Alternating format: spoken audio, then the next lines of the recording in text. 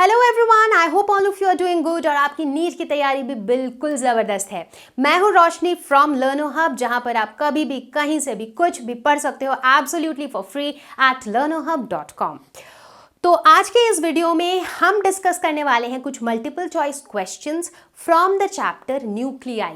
ये क्वेश्चंस हमने पिक किए हैं प्रीवियस ईयर्स के क्वेश्चन पेपर्स को देखते हुए और इन्हें हमने डिटेल में सॉल्व किया हुआ है, तो इससे आपको कॉन्सेप्ट्स भी समझ आएगा, क्वेश्चन सॉल्विंग अप्रोच समझ आएगा and this is going to be a very good revision for you. तो जैसे जैसे आप इस वीडियो को देखेंगे वैसे वैसे आप साथ साथ सॉल्व करते रहिए ताकि आपकी प्रैक्टिस भी हो जाए।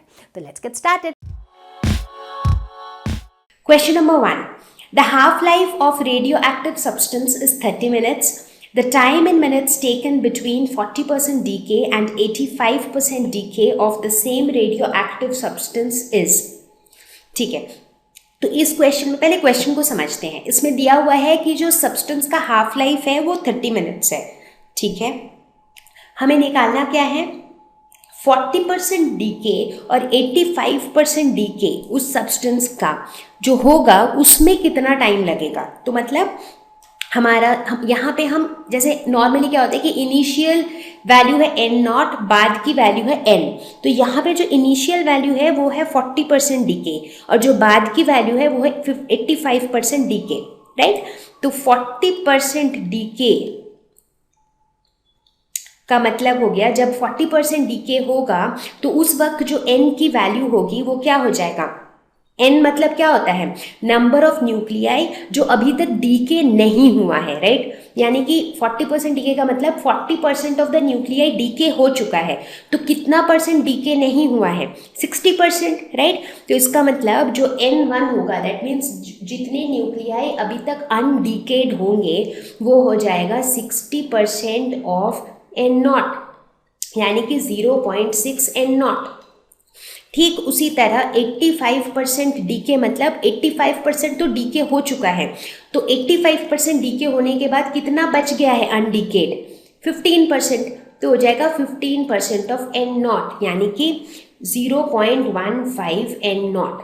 तो अब ये 0.6 एन नॉट से 0.15 एन नॉट होने में कितना टाइम लगा है वही हमें निकालना है।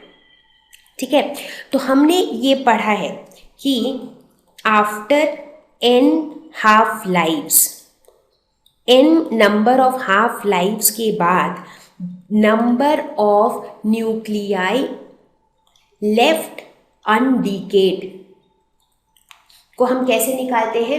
n और n नॉट के बीच में रिलेशन ऐसा होता है कि n is equal to n nought 1/2 to the power n। इसका मतलब इतने n हाफ लाइव्स के बाद n capital N number of nuclei जो है वो अनडीकेड रह जाते हैं।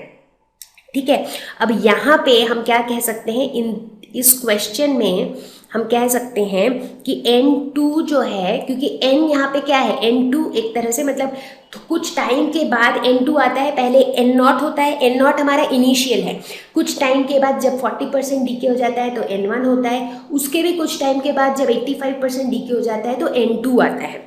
ठीक है, तो हम क्या कह सकते हैं, जब स्टार्ट होता है N नॉट से, थोड़े टाइम के बाद N1 और थोड़े टाइम के बाद N2, ऐसा है कुछ, राइट। तो हमें यहाँ पे सिर्फ इस वाले जगह पे फोकस है हमारा। तो हम कह सकते हैं कि N2 is equal to N1 1/2 to the power N।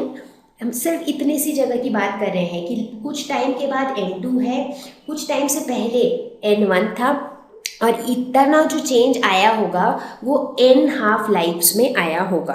तो N2 की वैल्यू क्या है, 0.15 n नॉट, N1 की वैल्यू क्या है, 0.6 n nought into 1/2 to the power n। तो n नॉट कैंसिल हो गया, तो 1/2 to the power n is equal to 0.15 divided by 0.6। तो ये वैल्यू हो जाएगी 1/4, यानी कि 1/2 टू द पावर 2। तो यहाँ से हम कह सकते हैं कि n की वैल्यू है 2, यानी कि 2 हाफ लाइव्स में N1 से N2 चेंज होगा। तो हमें निकालना था कितना टाइम लगेगा। तो टाइम एग्जैक्ट हम नहीं निकाल पाए हैं, बट हम ये ज़रूर समझ गए हैं कि 2 हाफ लाइव्स लगेगा। एक हाफ लाइफ कितना है, 30 मिनट्स। तो फिर 2 हाफ लाइव्स कितना टाइम हो जाएगा एग्जैक्टली, 2 हाफ लाइव्स हो जाएगा 2 × 30 मिनट्स, यानी कि 60 मिनट्स। तो सही ऑप्शन हो जाएगा D. Question number 2, Two spherical nuclei have mass numbers 216 and 64 with their radii r1 and r2 respectively. The ratio r1 by r2 is equal to. तो यहाँ पे दो न्यूक्लियाई के मास नंबर्स दिए हुए हैं और उनका रेडियस दिया हुआ है. तो बेसिकली देखना ये है कि मास नंबर और रेडियस में लिंक क्या है. तो जैसे जैसे न्यूक्लियस का रेडियस बढ़ता है वैसे वैसे न्यूक्लियस का मास नंबर भी बढ़ता है, क्योंकि उसमें प्रोपोर्शनैलिटी होती है. तो जो रिलेशन है वो कुछ ऐसा है, r is equal to R nought A to the power 1/3. यहाँ पे r क्या है, r है न्यूक्लियस का रेडियस, a क्या है, a है मास नंबर. तो a यहाँ पे है मास नंबर, r यहाँ पे है रेडियस ऑफ द न्यूक्लियस और आर नॉट यहाँ पे क्या है, आर नॉट यहाँ पे एक कांस्टेंट है जिसको हम कहेंगे न्यूक्लियर यूनिट रेडियस, और इस कांस्टेंट की वैल्यू है 1.2 into 10 to the power -15 metre. ठीक है. तो बेसिकली हम ये कह सकते हैं कि जो न्यूक्लियस का जो रेडियस है वो किसके प्रोपोर्शनल है, a टू द पावर 1/3 के प्रोपोर्शनल है. तो यहाँ पे हम दो न्यूक्लियाई की बात कर रहे हैं, इसीलिए यहाँ पे दो रेडियस है r1/r2. तो r1/r2 हो जाएगा a1 to the power 1/3 by a2 to the power 1/3. a1 की वैल्यू क्या है, मास नंबर है 216 और दूसरे का मास नंबर है 64, दिस टू द पावर 1/3. 216 को हम लिख सकते हैं 6 इंटू 6 इंटू 6. उसी तरह 64 को हम लिख सकते हैं 4 into 4 into 4 to the power 1/3, या फिर 6/4 टू द पावर 3 इंटू 1/3. तो ये हो जाएगा 6/4, 2 3 से 6, 2 2 से 4, सो 3/2 यानी कि 3:2. तो ऑप्शन ए करेक्ट आंसर है. Question number 3. A radioactive element X disintegrates successively if atomic number and mass number of X are respectively 72 and 180, then what are the corresponding values for X4?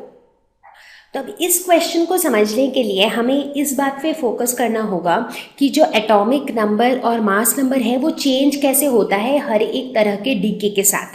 ठीक है ना. तो इसको हम पूरा को actually solve करके देखते हैं कि क्या हो रहा है. ठीक है. तो यहाँ पे x का एटॉमिक नंबर दिया हुआ है 72 और मास नंबर है 180. और सबसे पहले कौन सा डीके हो रहा है, बीटा नेगेटिव डीके. और हमें क्या पता है बीटा नेगेटिव डीके में क्या होता है, एक इलेक्ट्रॉन एमिट होता है जिसकी वजह से एटॉमिक नंबर इंक्रीज हो जाता है बाई 1, यानी कि एटॉमिक नंबर 72 से 73 हो जाएगा और मास नंबर का क्या होगा, सेम रहेगा. ठीक है. अच्छा, इसके बाद नेक्स्ट क्या हो रहा है, अल्फा डीके. अब अल्फा डीके में क्या होता है, एटॉमिक नंबर रिड्यूस हो जाता है बाई 2, मतलब 73 से 71 हो जाएगा और मास नंबर जो है वो 4 से रिड्यूस हो जाएगा, यानी कि 180 के जगह ये 176 हो जाएगा. चलो ये भी ठीक है. इसके बाद क्या हो रहा है, बीटा नेगेटिव डीके. फिर से बीटा नेगेटिव डीके में क्या होगा, मास नंबर तो सेम ही रहेगा और एटॉमिक नंबर फिर से एक बढ़ जाएगा, मतलब 71 से ये हो जाएगा 72. और इसके बाद फाइनली एक और अल्फा डीके जिसमें एटॉमिक नंबर 2 से घट जाएगा यानी कि 70 हो जाएगा और मास नंबर 4 से घट जाएगा यानी कि 172 हो जाएगा. तो हमारा आंसर क्या हो जाएगा, 70 और 172, यानी कि D is the right option. Question number 4. If 20% of the radioactive element decays in 10 days, then amount of original material left after 30 days is. ठीक है. इसमें सबसे पहले हम क्वेश्चन को समझेंगे, उसी से हमारा आधा क्वेश्चन सॉल्व हो जाता है. इसमें ये कहा जा रहा है कि 80% डीके कर जाता है 10 दिन में, यानी कि 10 दिन में कितना अनडीकेड रह जाता है, 80%. इसका मतलब 80% जो है वो अनडीकेड रह जाता है कितने दिनों में, 10 दिन में.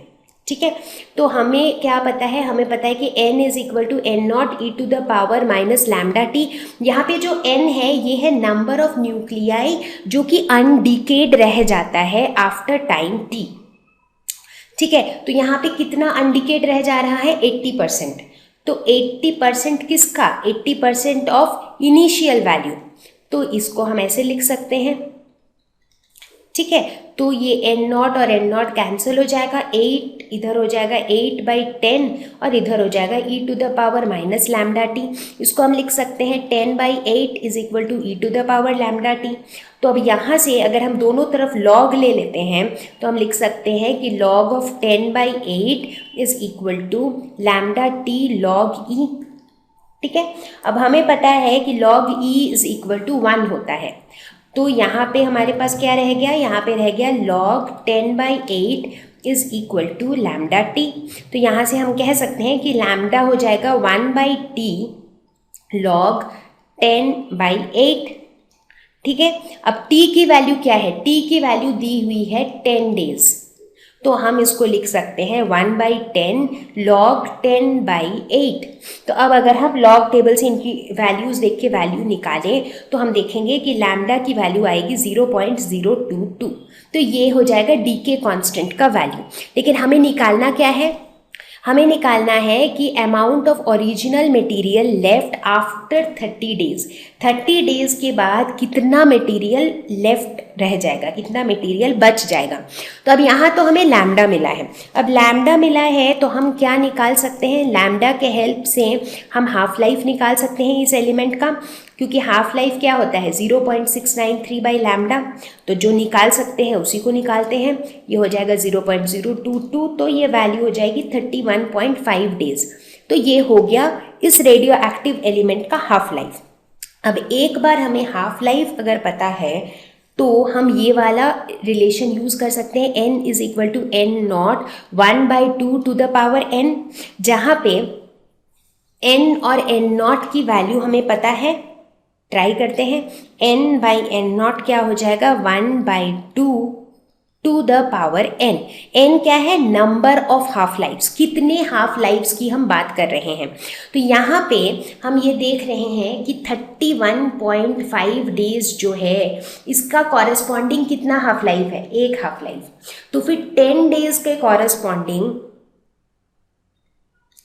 तो फिर 30 डेज के कॉरेस्पॉन्डिंग, क्योंकि हमें 30 डेज के लिए निकालना है, मतलब 30 डेज के बाद कितना बचेगा वो निकालना है। तो 30 डेज कितना हाफ लाइफ हुआ, 30 डेज हो जाएगा 1/31.5 इंटू 30 हाफ लाइफ, मतलब 31.5 डेज का मतलब है एक हाफ लाइफ। तो 30 डेज का मतलब है 30 डिवाइडेड बाई 31.5 हाफ लाइफ।